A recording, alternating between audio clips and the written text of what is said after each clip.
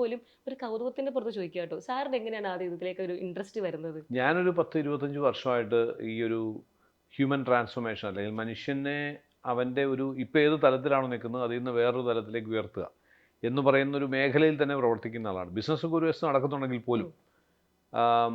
അതിന് പ്രധാനപ്പെട്ട കാരണം ഞാൻ തന്നെയാണ്. കാരണം ഞാൻ ഒരു സാധാരണ മലയാളം മീഡിയത്തിൽ സ്കൂളിൽ പഠിച്ചിട്ട് നോർമൽ ലെവലിൽ നിന്ന് വന്ന ആളാണ്. ഉം. എന്ന് വെച്ചാൽ ഞാനിപ്പോൾ വലിയ മഹാനായ ആളെന്നും അല്ല അർത്ഥം. മനസ്സിലായി. എങ്കിൽ പോലും ഇന്ന് യു എസിലും ഒക്കെയുള്ള കോൺഫറൻസുകളിൽ പങ്കെടുക്കാൻ അവിടെ നമുക്ക് സ്പീക്ക് ചെയ്യാനൊക്കെ സാധിക്കുന്നുണ്ടെങ്കിൽ ആ, അതിനകത്ത് എന്തെങ്കിലും ഉണ്ടാവുമല്ലോ.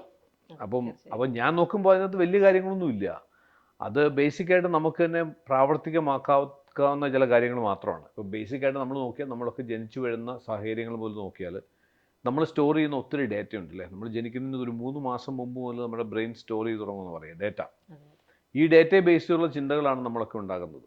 അപ്പോൾ ഒരു ഒരു മൊമെൻറ്റിൽ ഈ ഒരു സമയത്ത് കിങ്ങിണി എന്തെങ്കിലും ഒരു സിറ്റുവേഷൻ ഉണ്ടാകുന്ന സമയത്ത് ഒരു തോട്ട് ഉണ്ടാവുന്നത് അത് ഇപ്പോഴത്തെ ആ സിറ്റുവേഷനെ ബേസ് ചെയ്തല്ല. ഇതുവരെയുള്ള ഡേറ്റയെ മുഴുവൻ ബ്രെയിൻ ആ സെക്കൻഡിൽ പ്രോസസ്സ് ചെയ്തിട്ടാണ് തീരുമാനിക്കുന്നത് ഇവിടെ എന്ത് തീരുമാനം എടുക്കണം എന്നുള്ളത്. അതെ, അതെ. അപ്പോൾ നമ്മൾ ഇതുവരെ പ്രോസസ്സ് ചെയ്ത ഇതുവരെ സ്റ്റോർ ചെയ്ത ഡേറ്റയെ ബേസ് ചെയ്താണ് നമ്മൾ ഇപ്പോൾ എടുക്കുന്ന തീരുമാനമെങ്കിൽ ഇനി മുതൽ നമ്മൾ സ്റ്റോർ ചെയ്യുന്ന ഡേറ്റ നമ്മുടെ കൺട്രോളിലാണെന്നുണ്ടെങ്കിൽ ഒരു 3 വർഷം കഴിഞ്ഞ് നമ്മൾ എടുക്കുന്ന തീരുമാനം എങ്ങനെയായിരിക്കും?